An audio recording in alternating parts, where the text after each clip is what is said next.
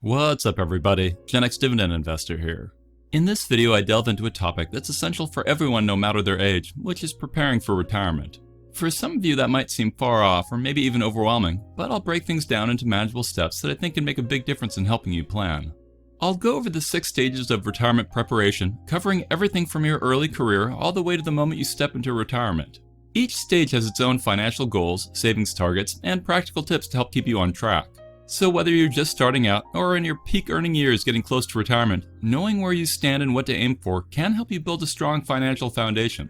Thus, I encourage you to watch until the end, as this is about giving yourself the freedom to enjoy the retirement you want. Okay, let's dive into stage 1, which covers ages 20 to 30, aka your early career years. At this stage, many of us are starting out in our jobs, working entry-level gigs, and establishing ourselves financially. The median income here is often between $30,000 and $50,000, depending on career and location, education, and experience. With retirement 35 to 45 years away, the focus is all about setting a strong foundation for the future. It's a good time to start budgeting and planning out an emergency fund while staying on top of your expenses. Ideally, aim for 3 to 6 months worth of expenses in a separate savings account. This cushion is key for handling unexpected expenses without relying on credit. Next, start contributing to a retirement account like a 401k if your employer offers one, or open an IRA, and a Roth is probably the best. Even if you start small, try to contribute around 10 to 15% of your income if you can. That might seem ambitious, but with compounding growth on your side, starting now can make a huge difference by retirement. The target for this stage is to have about 1 times your annual income saved for retirement by age 30. And remember, consistency is more important than perfection, and small, regular contributions add up over time. I'd also try to open a taxable account and prioritize investing into it as much as you can. At this point, you should try to avoid high-interest debt wherever possible and work on building good credit and keeping a close eye on your spending habits. You want to put guide rails in place as your income and investments hopefully grow over the years to come. Next, we move on to stage 2, aka the growth years, covering ages 30 to 40. During this decade, you're likely seeing some solid progress in your career, potentially with a steady income increase. At this stage, median income typically ranges from 50 to 60 grand, and with around 25 to 35 years left until retirement, it's a prime time to ramp up savings and start thinking strategically about your financial future. The goal here is to build on the foundation you set up in your 20s. By age 40, aim to have 3 times your annual income saved for retirement. Again, that can seem ambitious, but remember, every year of contributions and compounding brings you closer to your goal. A key priority for stage 2 is to start increasing your retirement savings rate as your income grows. This might mean adjusting your 401k or IRA contributions with each raise you hopefully get. Think of it as paying yourself first before those lifestyle expenses grow along with your paycheck. You should also evaluate if you want to diversify your investments, perhaps balancing growth and risk. If you have high interest debt, such as credit cards or personal loans, make it a priority to pay those down now. And be mindful of your asset allocation. My preference is to focus on stocks, and it's okay if you want some riskier assets as part of your portfolio, maybe in crypto or whatever. Some people feel the riskiest thing you can do is not own any crypto, so do what makes sense to you. Ultimately, you want to keep pushing forward financially in each stage and realize that you'll probably occasionally have setbacks. You're trying to increase your savings and investments and are continuing to pay down debt, ultimately pushing to make your money work for you. This growth mindset will lay a strong foundation for an even greater investing in the next stage as you enter your peak earning years, which is stage 3. This is typically from ages 40 to 50. By this point, you're likely well established in your career, with your income reaching its highest levels, usually around $65,000 a year as a median, though average is often higher, and obviously it can be different depending on various factors. With about 15 to 25 years left until retirement, it's the ideal time to maximize your savings and investments and make sure you're on track for retirement. The savings target for this stage is around 5 to 6 times your annual income by age 50. This can be a major turning point in building long-term wealth, and every dollar invested still has the potential for significant growth by retirement. One of the primary goals in this stage should be to max out your retirement contributions if possible. This means putting as much as you can into your accounts like your 401k or your IRA to benefit from tax advantages and compounding growth. And again, try to drive some moolah into your tax bill as well. Additionally, if you're considering major financial commitments like helping with kids' college education, try to balance those expenses with your retirement needs because retirement should remain a priority. Some of you may feel more comfortable working with a financial advisor, especially if you're managing multiple goals and if you want to try to ensure that you're making the most of your earnings, and that can make sense. Moving on, we come to stage 4, aka the pre-retirement stage, covering ages 50 to 60. At this point, many of us are solidifying our retirement plans and focusing on achieving financial security. You usually only have 5 to 15 years left until retirement, so the countdown is on to reach those final savings targets. By age 60, you'll want to aim for around 6 to 8 times your annual income in retirement savings. This target can help ensure that you're prepared to replace your income when you stop working. One key benefit available at this stage is catch-up contribution amounts for retirement accounts. So take advantage of catch-up contributions if you can, in order to put away as much as possible. Another major goal for this period of life is to reduce or eliminate debt, especially high-interest debt, and ideally, any remaining mortgage debt. Paying off debt can free up cash flow and reduce the financial burden you'll have in retirement. It's also time to start thinking about healthcare. As retirement gets closer, planning for potential healthcare expenses is crucial, including understanding Medicare options and considering long-term care insurance if it fits your needs. I personally get healthcare for me and my family off the exchanges, and I've been happy with that approach. I've gotten to keep using the same doctors and going to the same hospitals, and I pay less now than I did when I left my job and was on COBRA. At this stage, it's also smart to ensure your estate planning is in order. Actually, it's smart to do that when you get married and when you have kids. So make sure you have a will, power of attorney, and beneficiaries that are all up to date, and consider whether a trust or a will makes more sense. And leave me a comment if you'd like me to do a video on wills versus trusts. I'm not an expert, but I'm happy to share what I know about them along with what I've done.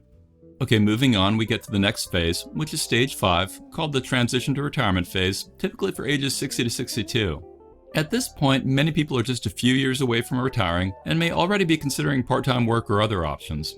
With retirement just around the corner, it's time to make key financial decisions to ensure your savings investments will support you. By now, the goal is to have around 8 to 10 times your annual income saved. This savings benchmark can hopefully help you cover living expenses without having to worry about depleting your retirement funds too quickly.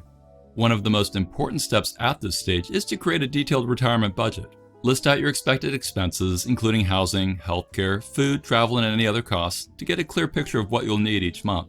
Your budget will be essential for planning how much you'll need to get from your investments each year.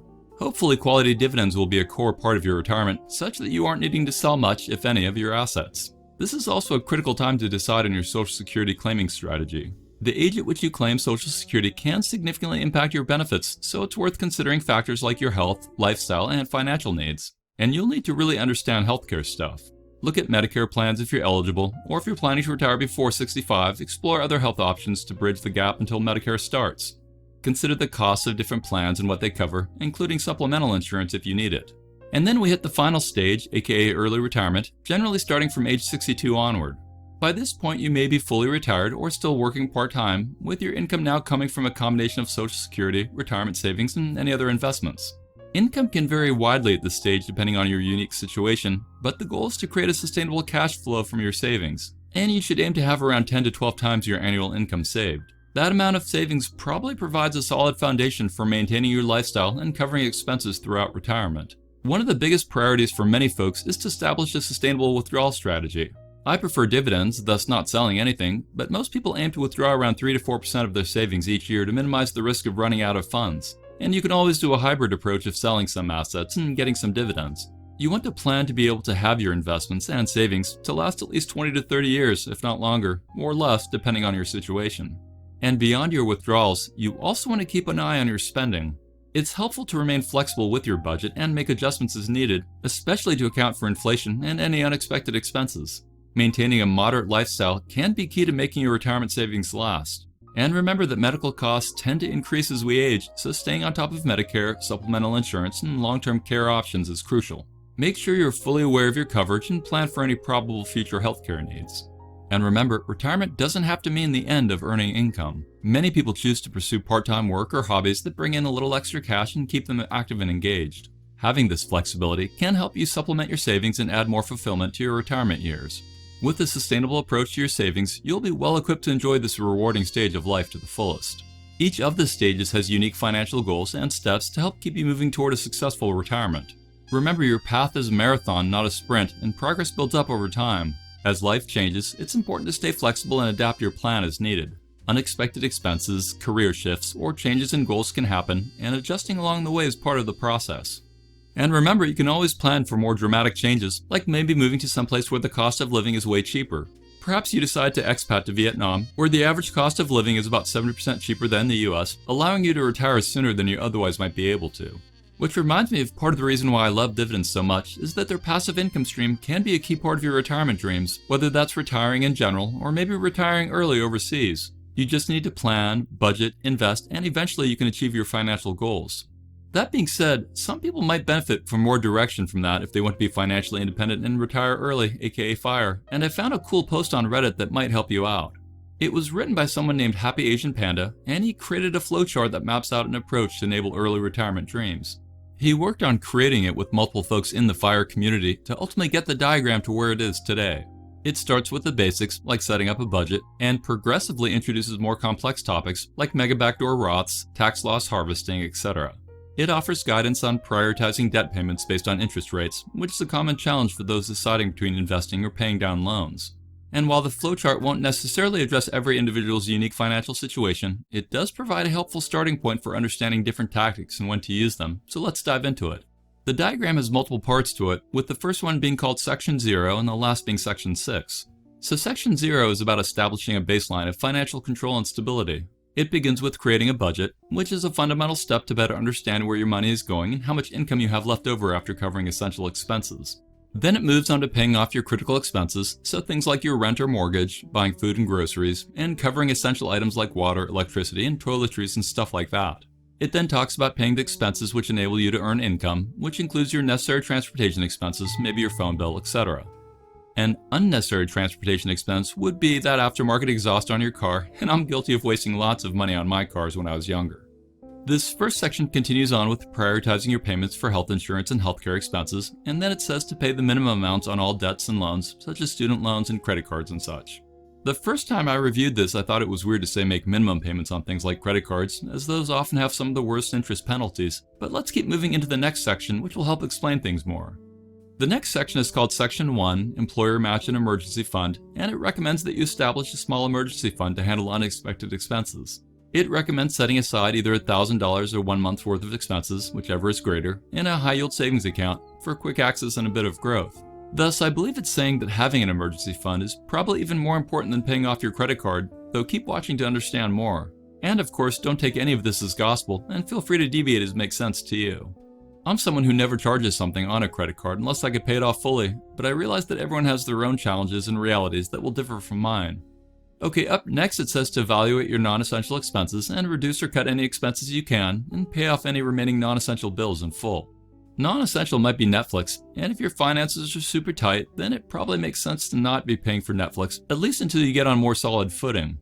The key point here is that by managing your non-essential costs, then you're better positioned to focus on essential savings and investments. Next, we come to a step of tracking all your expenses, which ensures you have visibility into where your money is going and to help identify areas you can reduce. Now, if you've never reviewed all your expenses before, then it wouldn't surprise me if you're thinking that you don't need to do this step, but I strongly encourage you to do it. Like, I remember the first time I actually analyzed where all my money was going, and it was quite eye-opening. It blew my mind how much money we were spending on our pets. That doesn't mean you have to change anything based on what you find, but you should be open to it. Personally, I found it really useful to look where my money has gone over the last 12 months, and you probably don't need it to be super detailed, but it is important to get a decent understanding of where your money flowed in as well as where it's flowing now. Next, the flowchart suggests that maybe you should make an investment policy statement. I'd actually never heard of one of those before, but I can see why it would be helpful. Basically, an investment policy statement is a strategic document that outlines the goals, guidelines, and rules for managing an investment portfolio. Start with writing down your investment goals, like are you focusing on growth or income or whatever, and pencil in some hopeful timeframes to achieve your goals given whatever assumptions, like how much you plan to invest and what sort of returns you expect. Perhaps include if you plan to be more conservative or more risky. Then write out your desired asset allocation, i.e. what sorts of assets you tend to hold and maybe their desired percentages in your portfolio. You should also write down your investment criteria, so like are you only buying US stocks or large cap stocks or mostly ETFs or stuff like that. Define what your rebalancing strategy is going to look like, i.e. how do you plan to adjust your portfolio to stay on track, and are you going to limit the size of your largest position to not be more than 10% of your portfolio, etc. The younger you are, probably the more likely you should let your positions take up a larger part of your portfolio, i.e. you let your winners run, but as you get older then you tend to get more concerned if any single position gets too large. Ultimately, what you're doing with this document is trying to plan how you're going to invest and keep your portfolio aligned to your goals and risk tolerances. You can also write down how you plan to monitor your portfolio and assess it and ensure things are performing like you hope. You probably want to guard against being reactionary, and you need to realize that some investments can be undervalued or overvalued for a very long time, so I'd be careful not to touch your portfolio too much. I'm not someone who sells frequently, but I will still occasionally make moves. The investment policy statement can act as a roadmap you can use to help you stay focused on your goals while maintaining a disciplined investment approach, and Investopedia has some examples you might want to peruse. Moving on, next up in the fire diagram is a question asking if your employer offers a retirement account with an employer match. If so, then it recommends you contribute the amount needed to get the full employer match, but not more than that. Then it says pay all high interest debts and loans, i.e. those that are double or more the prime interest rate. Then it asks if you have a stable or unstable job. If your job is stable, then it suggests increasing your emergency fund to 3 months of living expenses and either save all that in a high interest savings account or in a brokerage account that has some lower risk assets in it. Like I'd consider my utility stocks as lower risk assets. Or if your job is unstable, then it recommends increasing your emergency fund to 6 to 12 months of living expenses, saved in a high yield savings account, or perhaps in a CD ladder type thing. Then we proceed on to section 2, which is about debt reduction. This section is about trying to reduce your high interest rate debt as well as to try to efficiently replace higher interest rate loans with lower rates. Then we move on to section 3, which is all about evaluating your health medical insurance and see if you can contribute it into a health savings account. I should probably do an entire video on HSAs, so leave me a comment if you'd like me to do that. Moving on, we come to section 4, where it's about investing into your retirement accounts. This section is about maximizing your retirement accounts, with ways to determine if you should max out a traditional IRA or convert it into a Roth, or maybe do a solo 401k or whatever. Then we come to section 5, where it talks about employee stock purchase plans and what to do if you're planning to do any big purchases in the next few years, like in a car or a house or whatever, and it continues on with info about 529 plans and 457Bs and 401ks and such to maximize your investments. Finally, we come to section 6, where it talks about Roths and backdoor Roths and mega backdoor Roths and 529s and taxable brokerage accounts and potentially paying off your mortgage more. It also talks about tax loss harvesting and wash sales, along with paying off low interest debt and charitable contributions and rebalancing your portfolio as aligned to your investment policy statement. TLDR, this diagram can be a helpful tool for those looking to accelerate their path to financial freedom. You gotta manage the money coming in, how you invest it, and how the money is going out. Most of you know I'm personally a big fan of generating passive income via quality dividend companies you invest in. It's my ultimate goal is to enable a lifestyle where my dividends cover all my bills. Some people like to focus on growth stocks while they're younger, and then they convert over to more income-oriented investments when they feel the time is right. And of course, remember that everyone's financial situation has some aspects which are unique to them. So consider everything I said as reference points as you make your way towards your retirement dreams. And remember, financial freedom isn't achieved overnight, it's a step-by-step journey that builds over time. And with that, I'll ask that you please consider helping me out by hitting the thumbs up button, subscribing if you haven't yet, and clicking that bell notification, as all of that really helps. Also, please consider becoming a channel member like these folks did by clicking on the join button below. I also recommend that everyone check out my Fast Graphs affiliate link along with my coupon code in the description of this video, as using both should allow new users to get 25% off the first payment even if they sign up for a full year. I'll also suggest that you try out my Seeking Alpha affiliate link, as new users can often get good discounts for signing up. Plus, take a look at my Patreon seats to see if there's any you want to sign up for. Finally, don't forget to join my free Dividend Discord chat server, which has over 11,000 Dividend investors on it from 83 countries around the world. Thanks for watching, stay positive, and I'll talk to you again real soon. Remember, I'm not a financial advisor, and my videos are for entertainment and inspirational purposes only. Investing of any kind involves risk. I'm only sharing my opinions with no guarantee of gains or losses on investments.